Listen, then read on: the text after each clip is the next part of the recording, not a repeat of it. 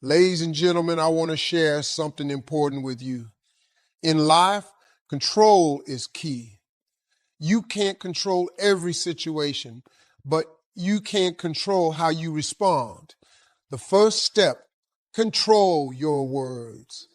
What you say has power. Words can shape your world. You can use them to bring life to your dreams or to tear them down. Your words can build connections or they can break them. So be careful with what you say. Sometimes silence is a sign of strength. Know when to speak and when to speak and when to stay quiet, because the wrong words at the wrong time can ruin something you've worked hard to build. Once you control your words, the next challenge is controlling your mind. Your mind is where success or failure begins. If you fill it with negativity, fear, and doubt, that's what you'll get. But if you fill it with faith, determination, and discipline, you'll see positive results. It's easy to get distracted or let doubt take over. But champions train their minds every day, just like they train their bodies. They know the mind is the key to their future. Words are one of the most powerful tools we have. They can inspire, comfort, uplift, or break someone down. We often don't realize the lasting impact our words can have on how others see us, how they feel, and even how we see the world.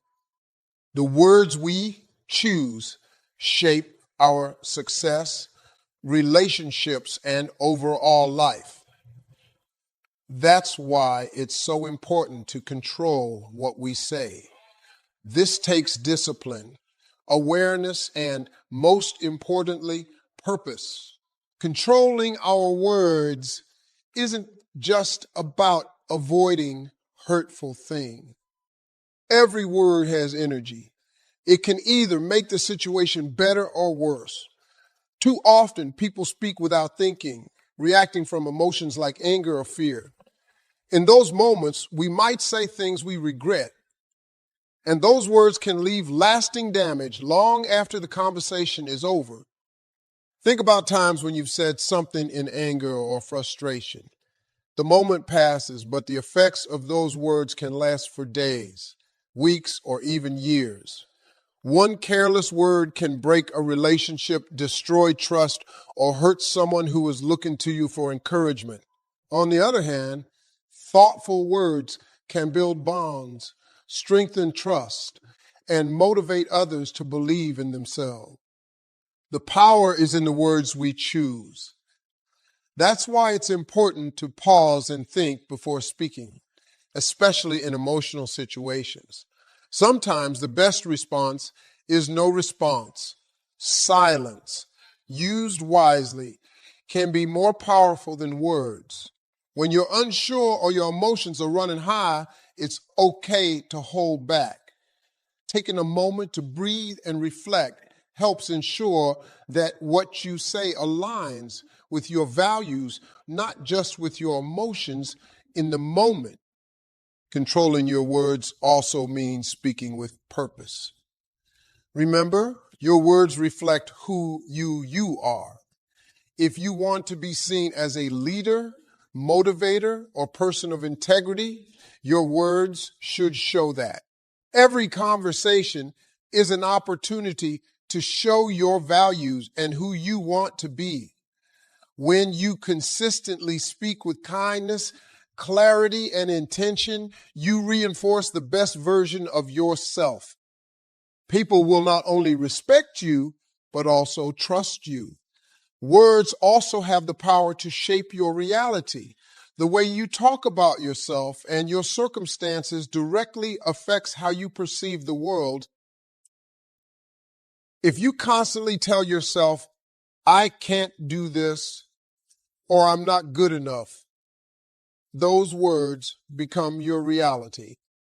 Your mind starts to believe those statements, and you'll find yourself acting in ways that align with those negative beliefs. But if you consciously shift your language, saying things like, I'm capable, I'm growing, or I can figure this out. Your mindset changes.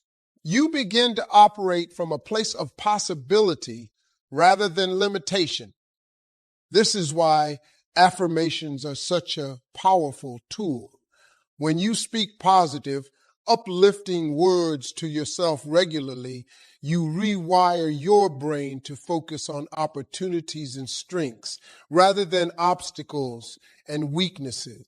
Controlling your words means not only being careful with what you say to others, but also being mindful of how you speak to yourself.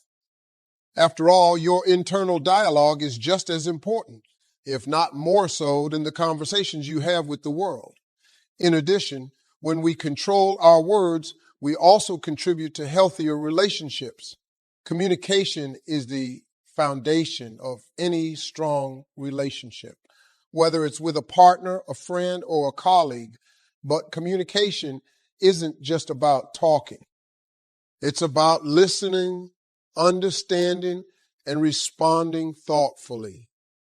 When you take the time to control your words, you ensure that you're communicating in a way that fosters connection rather than division. You create a space where others feel heard, respected, and valued. This kind of thoughtful communication strengthens bonds and builds trust over time. But controlling your words also requires humility. It means being willing to admit when you're wrong and apologizing when necessary. There will be times when, despite your best efforts, you say something that hurts someone else. In those moments, it's important to take responsibility for your words and make amends. Apologizing doesn't make you weak. It makes you strong. It shows that you're accountable for the impact your words have, and it reinforces the value you place on your relationship. At the same time, controlling your words doesn't mean being silent or not expressing yourself. It's about finding the balance between speaking your truth and doing so in a way that's constructive. You can stand up for yourself, set boundaries, or share difficult feedback without being disrespectful or hurtful. It's all about how you frame your words.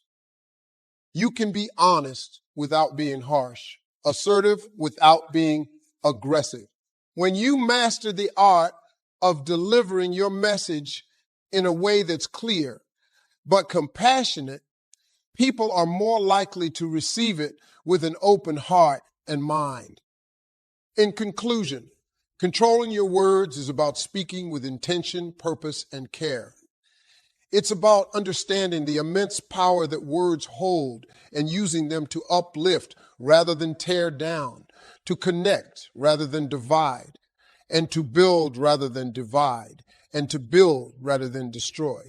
Whether you're speaking to others or to yourself, your words shape your world. So be mindful of what you say, because once a word is spoken, it can never be taken back. And the echoes of your words may resonate far longer than you ever imagined.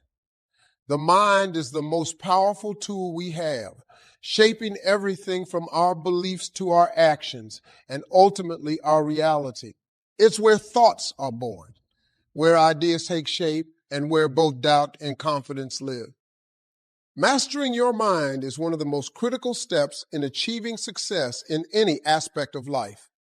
It is also one of the most challenging endeavors because the mind is constantly bombarded with external influences, distractions, and emotions that can derail us from our true potential. To master your mind, you must first understand that your thoughts are not random. They are deeply influenced by your environment, your past experiences, and even your habitual patterns of thinking. Many of us go through life unaware that we have the power to direct our thoughts. Instead, we let our minds wander aimlessly, reacting to situations and emotions as they arise. This reactive state often leads to unnecessary stress, anxiety, and a lack of focus, making it difficult to achieve long-term goals.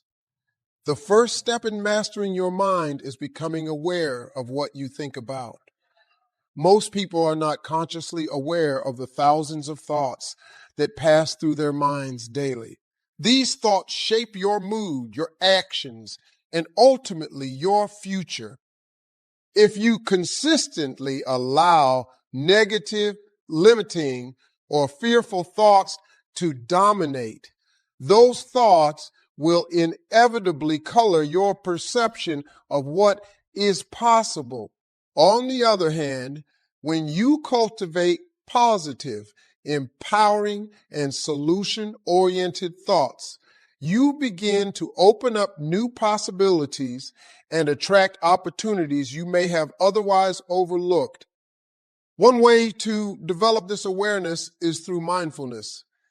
Mindfulness is the practice of observing your thoughts without judgment, allowing you to recognize the patterns and tendencies in your thinking. When you practice mindfulness, you become more attuned to your mental habits and are better equipped to identify thoughts that don't serve you. This allows you to consciously redirect your mind toward thoughts that are aligned with your goals and values. Over time, this process helps you break free from limiting beliefs and negative thought cycles, replacing them with more constructive ways of thinking. But awareness alone is not enough. Mastering your mind requires discipline. Your mind will naturally wander. It's a part of being human. However, the key is learning how to refocus and retrain your mind to concentrate on what truly matters. This is where mental discipline comes in. Discipline is the ability to stick to a course of action, even when distractions arise, or when the emotional pull of the moment tempts you to veer off course. It's the ability to stay committed to your goals and values despite external or internal challenges. One way to develop this mental discipline is through practices such as meditation or focused breathing exercises. These practices train your mind to maintain focus and calm in the face of distractions or stress. When you meditate, you're not just relaxing, you're strengthening the mental muscles that allow you to direct your attention at will. Over time, this discipline spills over into other areas of life, making it easier to stay focused on your long-term goal, even when faced with short-term challenges or setbacks. Another aspect of mastering your mind is understanding the power of self-talk. The way you talk to yourself, both silently and out loud, has a profound impact on your mindset and motivation. Many people sabotage themselves with negative self-talk, criticizing their abilities or doubting their potential. These internal dialogues can be incredibly damaging, reinforcing feelings of inadequacy or fear. The truth is, the mind believes what you repeatedly tell it. If you constantly tell yourself that you're not good enough, that you'll never succeed, or that you don't have what it takes, your mind will start to believe these statements and shape your behavior accordingly. To combat negative self-talk, you must consciously cultivate positive affirmations. Positive affirmations. Positive affirmations are statements that affirm your abilities, potential, and worth. By regularly speaking positive, uplifting words to yourself, you can rewire your brain to focus on what's possible rather than what's lacking. Over time, these affirmations become part of your internal dialogue, and you begin to believe in your ability to overcome obstacles and achieve your goals. This is not about ignoring challenges or pretending that everything is perfect. It's about shifting your focus from limitations to possibilities, which is a key component of mastering your mind. Another essential part of mastering your mind is learning to manage your emotions. Emotions are deeply tied to your thoughts, and often strong emotions can cloud your judgment and derail your progress.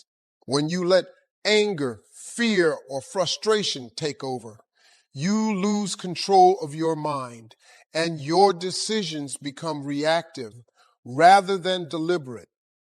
It's easy to make poor choices in the heat of the moment that you later regret. To prevent emotions from controlling your mind, it's important to develop emotional intelligence. Emotional intelligence is the ability to recognize, understand, and manage your emotions in a healthy way. This doesn't mean suppressing your emotions or pretending they don't exist. Instead, it means acknowledging your emotions, understanding why you're feeling a certain way, and making decisions based on rational thought rather than emotional impulse. When you master your emotions, you master your mind. You can approach challenges with a calm, clear head, making decisions that are aligned with your long-term vision rather than your immediate emotional state. Lastly, mastering your mind requires adopting a growth mindset. A growth mindset is the belief that your abilities and intelligence can be developed through effort, learning, and perseverance. People with a growth mindset see challenges as opportunities to grow rather than as threats to their self-worth. They understand that failure is not a reflection of their inherent abilities, but rather a stepping stone to success. In contrast, people with a fixed mindset believe that their abilities are set in stone and cannot be changed. When they encounter challenges, they're more likely to give up. To master your mind, you must cultivate a growth mindset, embracing challenges as opportunities to learn and improve rather than as setbacks. In conclusion, mastering your mind is about awareness, discipline, self-talk, emotional intelligence, and adopting a growth mindset. It's about recognizing the power of your thoughts and taking control of them so that they align with your goals and aspirations. When you master your mind, you become the architect of your life, directing your energy and focus toward creating the future you desire. With a disciplined mind, there's no limit to what you can achieve. Emotions are a natural and integral part of being human. We experience a wide range of feelings daily, from happiness and excitement to frustration and sadness. While these emotions can enrich our lives, they can also disrupt our thinking and actions if left unchecked. The ability to regulate your mood is essential for maintaining control over your responses to life's challenges and staying on course toward your goal. Mastering your emotions doesn't mean suppressing them, but rather learning how to manage and direct them in a healthy, productive way. The first step in regulating your mood is recognizing that your emotions are temporary. No matter how intense a feeling may seem in the moment, it will eventually pass. Whether it's anger, frustration, or even joy, emotions are fleeting by nature. However, the decisions you make while under the influence of strong emotions can have long-lasting consequences.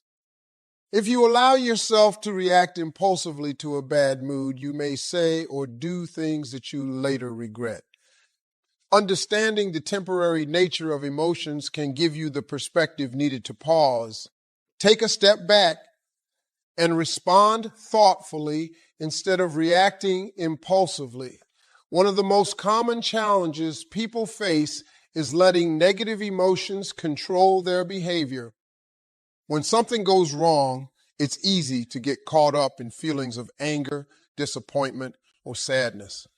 In those moments, it can feel as if the emotion is in the driver's seat, dictating your actions and decisions. But it's crucial to remember that while you may not be able to control the events that trigger these emotions, you can control how you respond to them. A useful technique for regulating your mood is practicing mindfulness. Mindfulness involves being fully present in the moment, observing your thoughts and emotions without judgment. When you practice mindfulness, you create space between the emotion and your reaction, giving yourself time to assess the situation and choose a response that aligns with your values. This can be particularly helpful when you're feeling overwhelmed by a negative emotion. Instead of allowing the feeling to take over, you can acknowledge it, observe it, and then decide how you want to act. Breathing exercises are another effective tool for regulating your mood. When you're upset or stressed, your body often responds with shallow, rapid breathing, which can increase feelings of anxiety or tension. By taking slow, deep breaths, you activate your body's relaxation response, helping to calm your mind and reduce the intensity of the emotion. This simple technique can be done anywhere and at any time, making it a powerful tool for managing your mood in the moment.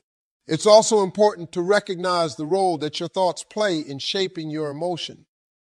Often our mood is influenced not just by what happens to us, but by the story we tell ourselves about what's happening. For example, if someone cuts you off in traffic, you might immediately think that person doesn't respect me, which can lead to feelings of anger or frustration. But if you change the story, telling yourself that the driver might be in a hurry or having a bad day, you can shift your emotional response. By reframing your thoughts, you can influence your mood and approach situations with a calmer, more balanced perspective. In addition to managing negative emotions, regulating your mood also means maintaining emotional balance in positive moments.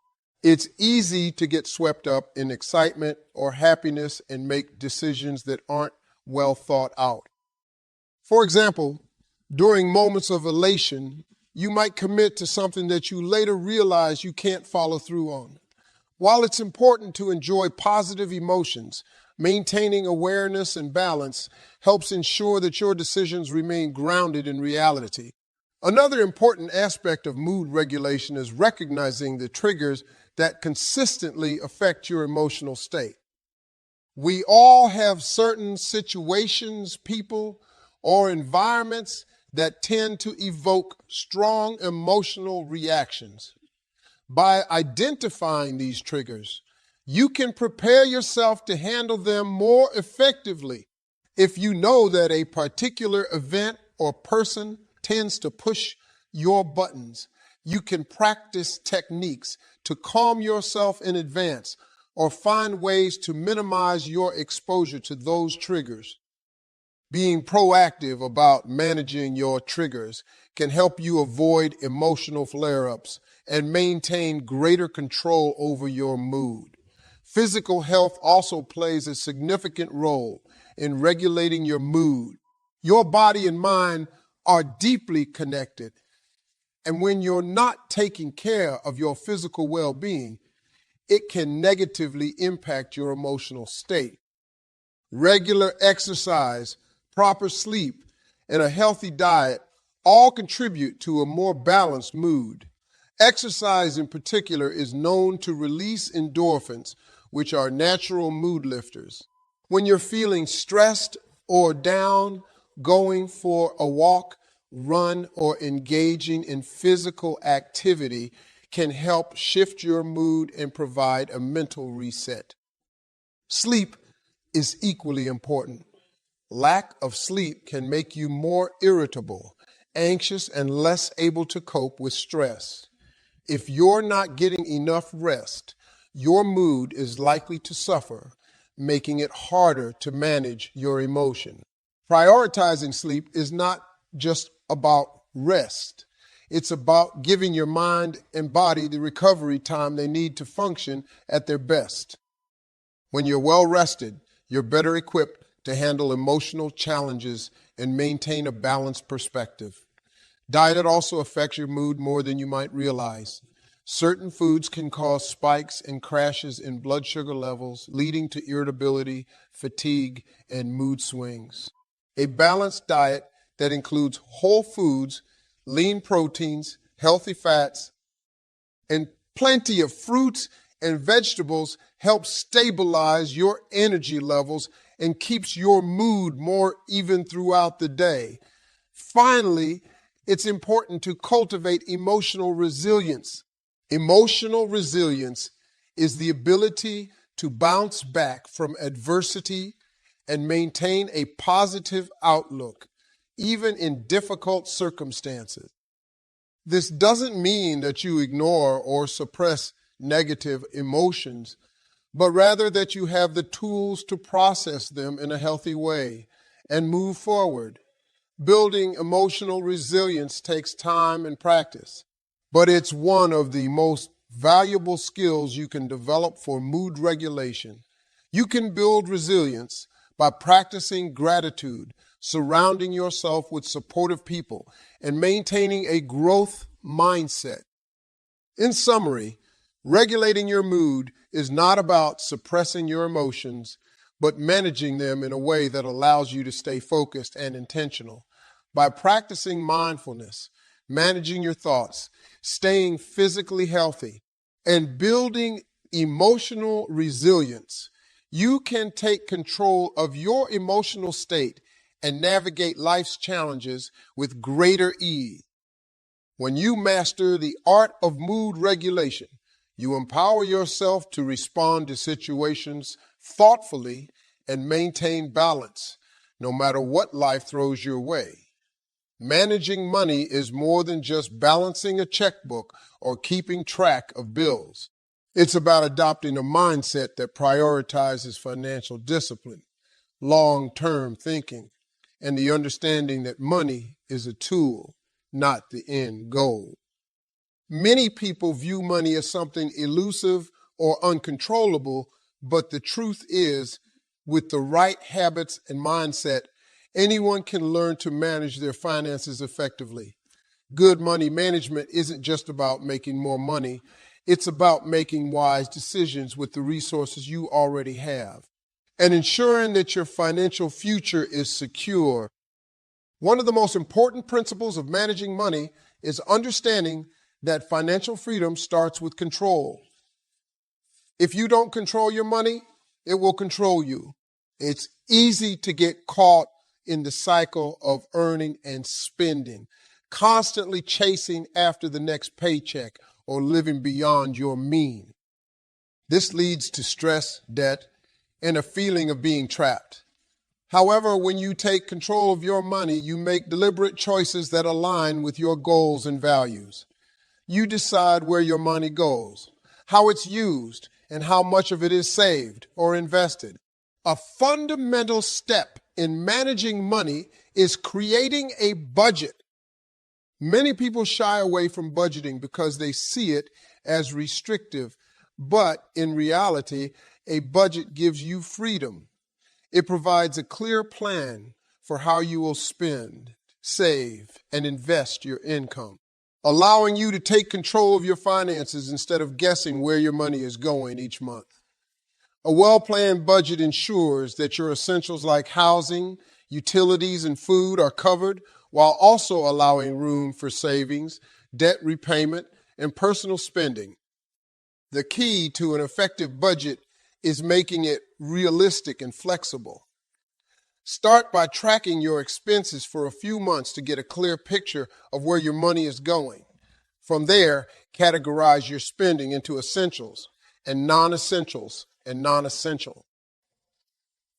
Essentials include things like rent, mortgage, groceries, and utilities, while non-essentials might include dining out, entertainment, or shopping.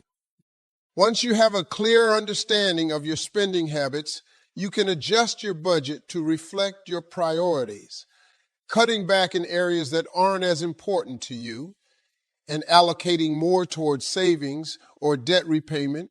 Saving is one of the cornerstones of good money management, but it's often easier said than done. In a world full of temptations to spend, many people find it difficult to prioritize saving. However, savings should always come first, not last. The concept of paying yourself first is essential to financial success. This means that as soon as you receive your paycheck, you set aside a portion of it for savings before you start spending on other things, whether it's for an emergency fund, retirement, or a job, or future investments. Saving should be non-negotiable. One of the biggest barriers to saving is the mindset that you need to have a lot of money to start. This couldn't be further from the truth. Even small amounts saved consistently over time can grow into significant sums. The key is to start early and make saving a habit. You can begin by setting aside a percentage of your income, whether it's 5, 10, we're 20. The amount matters less than the consistency of the habit over time. As your income grows, you can increase the percentage you save, but the important thing is to build the discipline of setting aside money regularly. Another critical component of managing money is avoiding debt, or at the very least, managing it wisely. Debt can be a significant roadblock to financial freedom, especially if it's the kind of debt that comes with high interest rates, like credit card debt. While some types of debt, like mortgages or student loans, can be considered good debt if they're helping you build wealth or increase your earning potential, high interest consumer debt can quickly spiral out of control. If you're carrying debt, it's important to have a plan for paying it off as quickly as possible. One effective strategy for managing debt is the debt snowball method, where you focus on paying off your smallest debts first, while making minimum payments on the rest. As you pay off each small debt, you build momentum and free up more money to tackle larger debts. Alternatively, you can use the debt avalanche method, where you focus on paying off the debt with the highest interest rate first. This saves you the most money in the long run because you'll pay less in interest over time. Whichever method you choose, the goal is to get out of debt as soon as possible so that you can focus on building wealth. Investing is another key part of managing money wisely. While saving is essential for short-term goals and emergencies, investing allows your money to grow over time, helping you achieve long-term financial freedom. The earlier you start investing, the more time your money has to grow through the power of compound interest. Compound interest is the process by which your investments earn interest, and that interest starts earning interest as well, creating a snowball effect that can significantly increase your wealth over time. If you're new to investing, it's important to start small and gradually increase your investments as you learn more. A common mistake people make is thinking they need to understand everything about the stock market or be wealthy to start investing. But today, there are numerous tools and platforms that make investing accessible to everyone. Even with small amounts of money, you can begin by investing in low-cost index funds, which provide broad exposure to the stock market and require little knowledge or active management. The key is to be consistent and patient, allowing your investments to grow over time.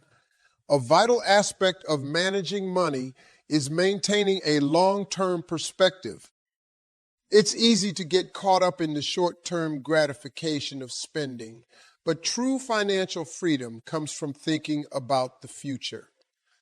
This means planning for retirement, saving for major life events like buying a house or starting a family, and setting aside money for potential emergencies. Having a long-term mindset helps you resist the urge to splurge on things that won't matter in a few months or years, and instead focus on building a stable financial foundation. Finally, managing your money also involves protecting it. This means having the right insurance in place to protect yourself and your assets from unforeseen events. Whether it's health insurance, life insurance, or property insurance, having adequate coverage ensures that a medical emergency accident or natural disaster doesn't wipe out your hard-earned savings.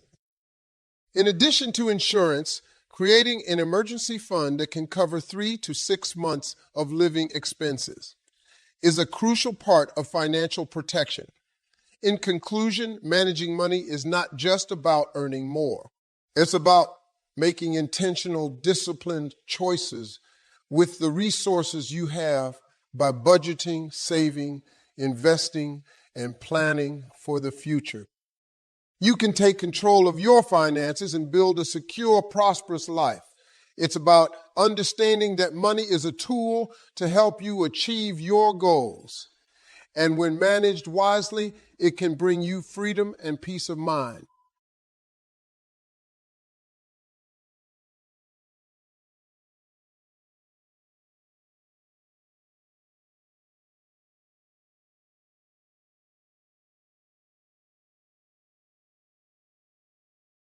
You can love someone and still choose to say goodbye to them.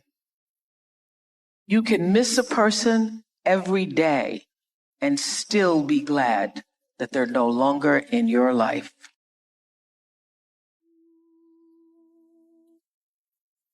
If somebody want to walk out of your life, let them go. Especially if you know you done everything you can do, you done sat around and been the best man or the best woman you could be, and they still want to go, let them go.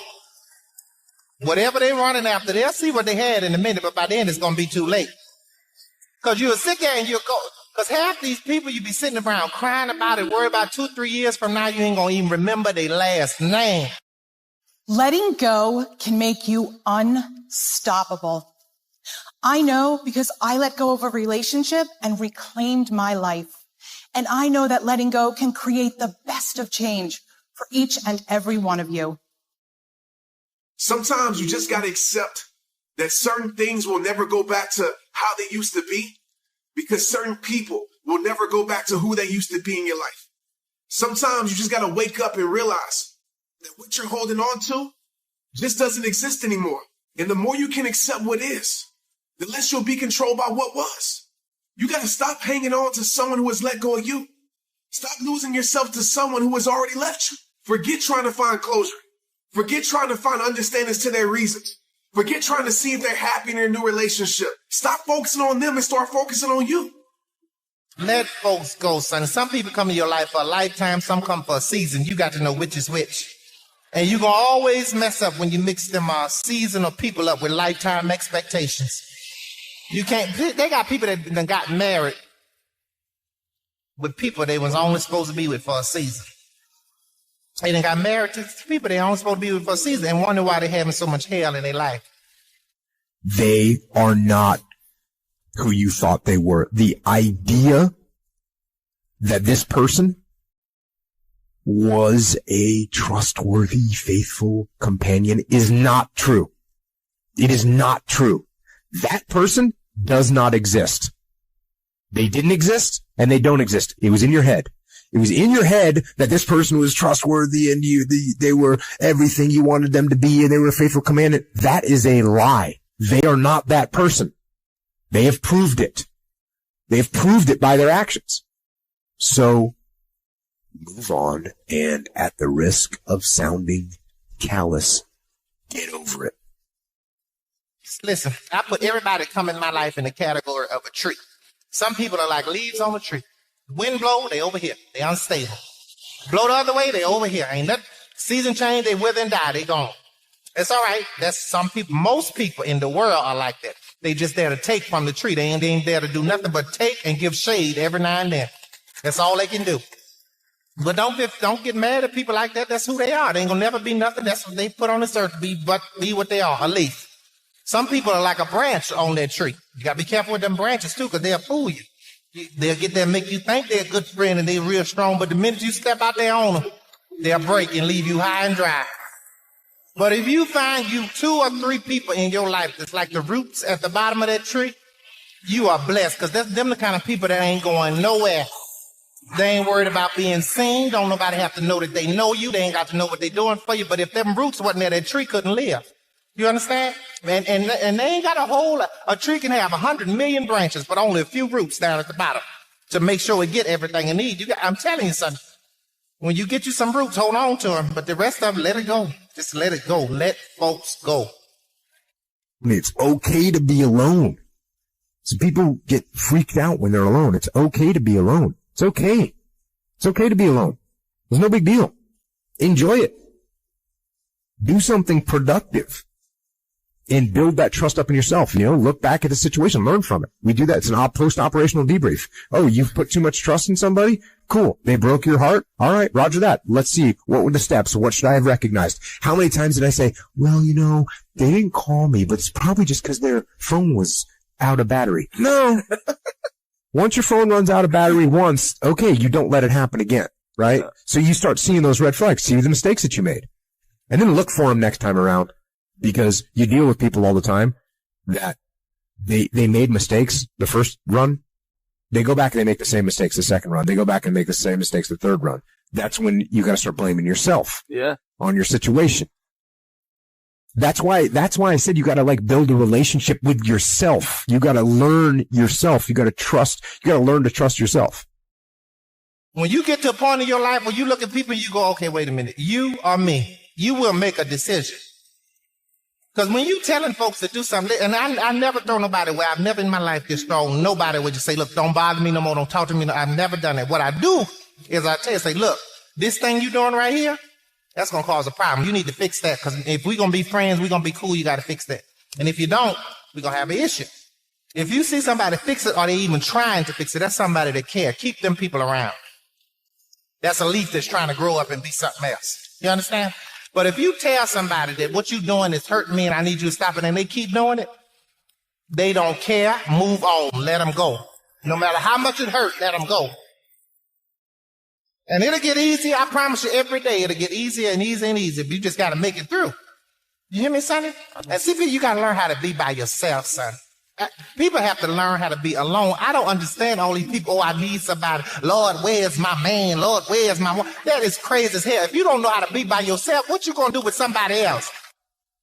Moving on is less about what you're moving on to and more about what you're moving on from.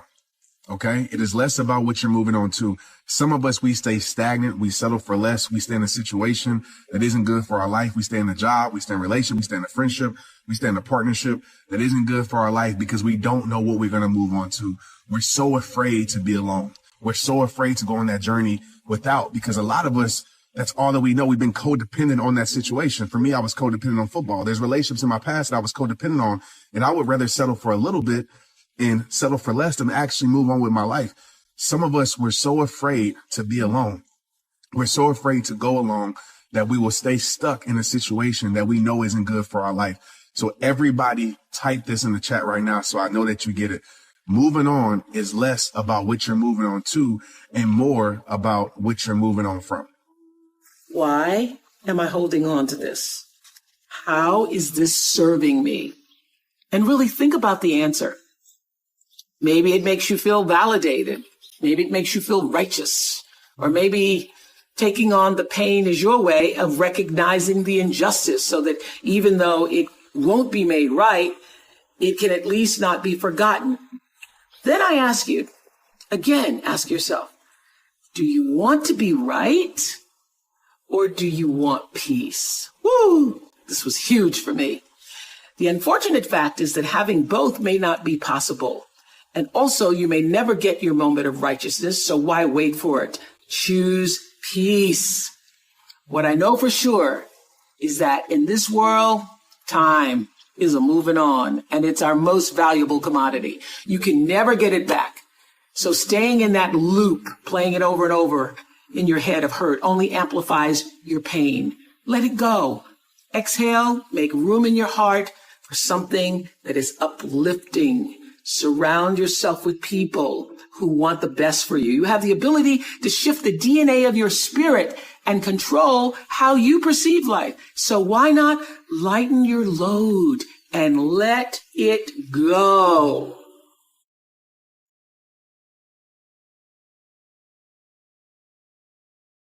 People who love you don't treat you badly. Love doesn't hurt. It's supposed to feel good.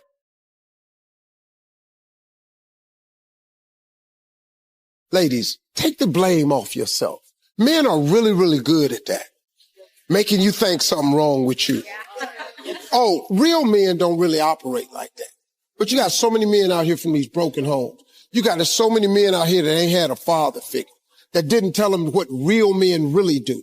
That real men buckle down. That real men meet a woman and put her on a pedestal and treat her like a queen. Real men get taught this. When you don't have a man that's been taught that, you're dealing with a man that don't have all the qualities of manhood. I just wanted to highlight that abuse is unacceptable. And I lived it for 10 years with my abuser, my then husband. And it's something that I felt very ashamed about.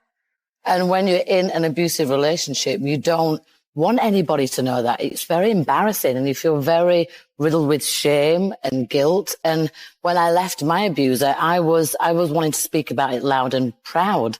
Like, this is not okay. And I'm one of the lucky ones. I got out. And it took me 10 years to find the courage to actually leave that behind. If you don't get the lesson, it's a benevolent universe. It will come back wearing a different pair of pants in a different form. It will show up again to see if you really got it. So what is the great lesson for us? I mean, it really is what Oprah's saying, which is that when you get a red flag or a caution, a yellow blinking light, don't let it go to red. Get it when it's yellow, when the caution is there, that's saying something doesn't feel right. Check in with your friends. Ask them what they think about who you're with. And I'll tell you something, we don't want to do that. We don't want to ask our friends. And I always say this, if you're living a life and having a relationship that you can't tell your friends about what's happening in your relationship, something's wrong. If you've got to keep the secret, something's wrong. It means because I don't want you to know that he's calling me a B. He doesn't really mean that. He only does that when he drinks too much. Mm-hmm. He's not really an alcoholic. That only is because he was stressed last week. Well, last week turns into every kind of day. So part of it is, again, gathering a community, and I call it a truth commission. I have a truth commission in my life. Folks who will tell me the truth even when I don't want to hear it. And we all need that. Yeah, I have it too. You know, we need somebody who will say, you know what, that is like not, I mean, I have you're out of your mind right now. If you've been in a relationship for 12 bad years, do you want to do 12 more? Stop collecting red flags. What y'all saving them for? Once you get so many red flags, y'all ought to sew them all together, tie them around your neck, and fly your ass out of there. Think of all the times you let a man treat you badly, or someone, your friends, walk all over you. How many times have you let hurtful words or criticism crush you? Well, I was one of those people who was raised not to have a lot of self-esteem. And I know anybody else who was physically violated as a child, as I was, got whippings every day. The lesson of a whipping, the lesson of being heavily disciplined with violence is that you're not worthy, that you're not good enough. And so it takes a long time to get a sense of self-worth and self-value. And so I was in my 20s doing what everybody in their 20s does and looking for love in all the wrong places and looking to be validated by somebody else's view of who I was and wanting them to say, I'm okay. I'm okay. Yes, you're okay. You're okay.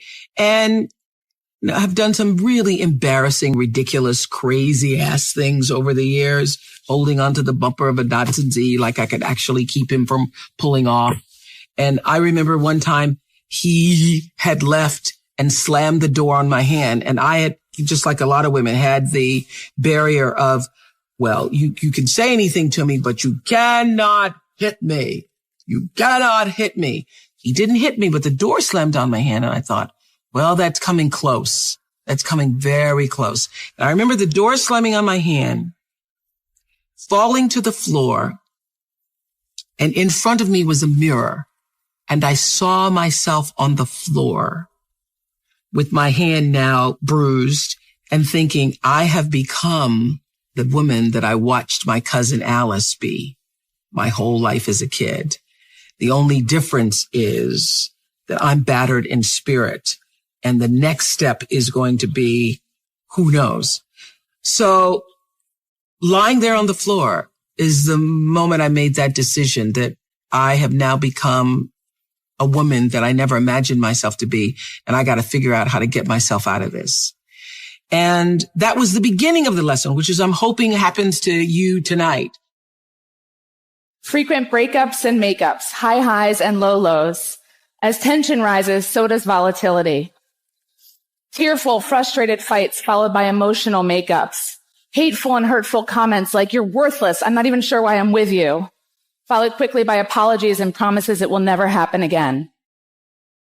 By this point, you've been so conditioned to this relationship roller coaster that you may not realize how unhealthy and maybe even dangerous your relationship has become.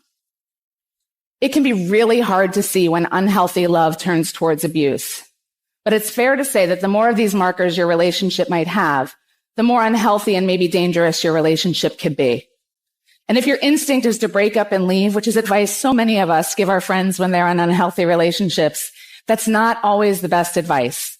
Time of breakup can be a real trigger for violence. If you fear you might be headed towards abuse or in abuse, you need to consult with experts to get the advice on how to leave safely. But it's not just about romantic relationships, and it's not just about violence. Understanding the signs of unhealthy love can help you audit and understand nearly every relationship in your life. For the first time, you might understand why you're disappointed in a friendship, or why every interaction with a certain family member leaves you discouraged and anxious.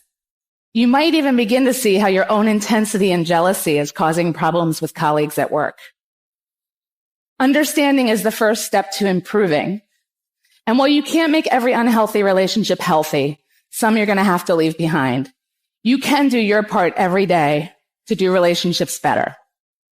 And here's the exciting news. It's actually not rocket science. Open communication, mutual respect, kindness, patience. We can practice these things every day. And while practice will definitely make you better, I have to promise you it's also not going to make you perfect. I do this for a living. Every day I think and talk about healthy relationships, and still I do unhealthy things. Just the other day, as I was trying to shuttle my 4 kids out the door amidst quarreling, squabbling, and complaints about breakfast, I completely lost it. With an intentionally angry edge, I screamed, "Everybody just shut up and do what I say. You are the worst. I'm going to take away screen time and dessert and anything else you could possibly ever enjoy in life." Anybody been there? Volatility, belittling. My oldest son turned around and looked at me and said, "Mom, that's not love." For a minute, I really wanted to kill him for calling me out, trust me.